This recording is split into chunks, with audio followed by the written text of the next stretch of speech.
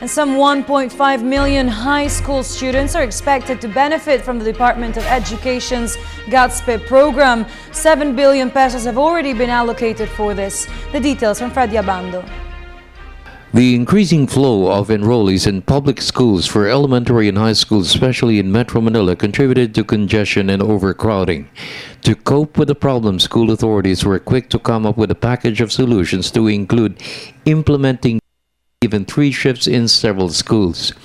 The ideal number of students or school children per classroom is 40. In most cases, it was over 40 and was even stretched beyond 50. In some schools of Valenzuela City, busing was adopted in 4 schools. It's a stopgap measure to ensure no child is denied entry to school. I think in some schools we have heavy congestion, and because the way schools work, it's by community. For example, in some communities there's an increase in population, so that school becomes congested. So to address that temporarily, they will shuttle the students to another school. All of our schools have vehicles, our local government provided vehicles, so they can now shuttle the students to another school.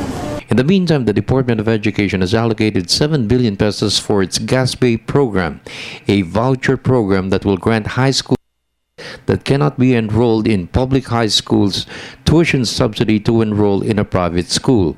Almost 3,000 private schools all over the country are stakeholders in the program that will benefit 1.5 million high school students.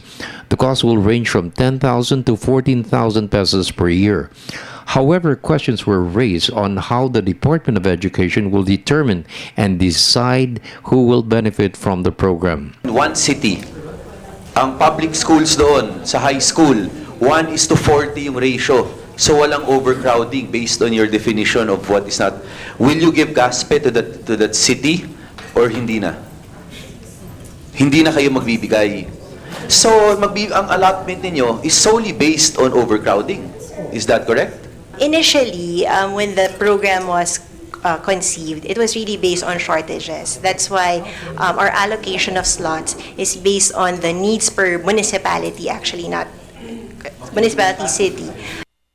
But in our guidelines for 2014, we've also added some other criteria in the allocation of slots, such as performance-based incentives for private schools. So what we mean by this is that based on DepEd Order number 26, series of 2014, we said that schools will receive slots first based on the incidence of shortage in the municipality. The role that private education plays. That's why we're also affording students in private and public schools the opportunity to go to public schools. Example nga po, To private schools, For the past 3 years, the Aquino government has increased substantially its budget for its school building program. Of the 360 billion budget for 2014, 30 billion has been allocated to address the shortage of classrooms.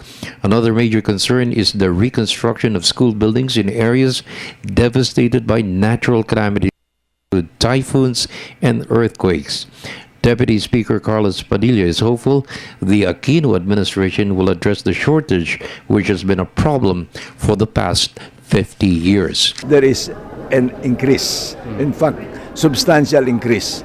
Hopefully, and this is my wish list to the President, before his term ends in 2016, he would be able to increase substantially further the allotment for classrooms and teachers so that we can say by the time he leaves Malacanang, this can be his legacy to the Filipino people, especially to our children.